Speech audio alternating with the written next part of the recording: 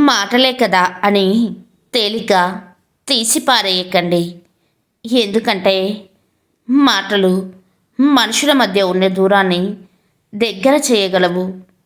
అదే దగ్గరను దూరం చేయగలవు. మాటలే మనుషుల జీవితంలో అమృతాన్ని నింపగలవు, విషాన్ని చిందించగలవు. అందుకే మాట జాగ్రత్త మిత్రమా. అగ్గి అనుకున్నదట, నేను తలుచుకుంటే మంచు పర్వతాన్ని కరగదీయగలను అని. కానీ నీటిగా మారిన మంచు అరక్షణంలో అగ్నిని ఆర్పేసింది. నవ్వుతూ నీళ్లు తాగడం ఎంత కష్టమో, కష్టాలు వచ్చినప్పుడు కన్నీళ్లు దాచడం కూడా అంతే కష్టం. కన్నీటి విలువ కష్టాలు అనుభవించిన వాళ్ళకి మాత్రమే అర్థమవుతుంది. మారేది మనిషి, కాలం కాదు. మోసం చేసేది మనిషి, కాలం కాదు. తప్పు చేసేది మనిషి, కాలం కాదు. మనిషి చేసిన తప్పులు కప్పిపుచ్చడానికి, మనుగడ సాధించడానికి కాలం మీద నింద మోపేస్తున్నాడు. అంతే తప్ప చేసిన తప్పు ఒప్పుకోడు.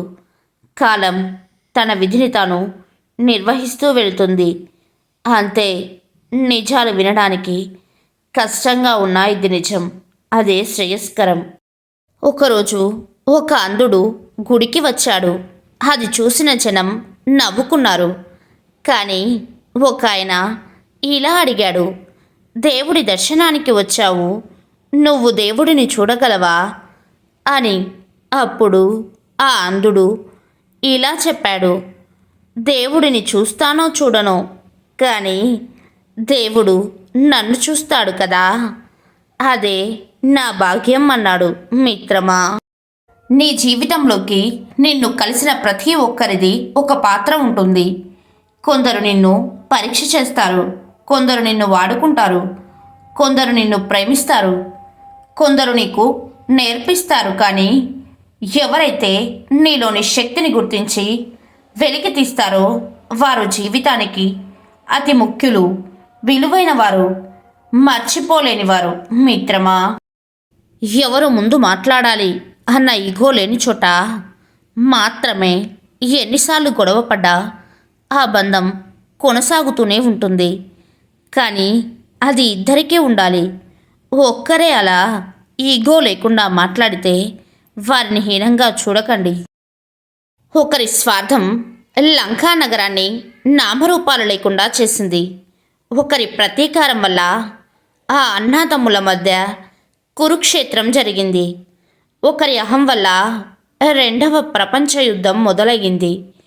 ప్రతి యుద్ధంలోనూ తప్పు తలపడిన వాళ్ళది కాదు, వాళ్ళని తలపడేట్లు ఉసగొల్పిన ఆ ఒక్కరిది.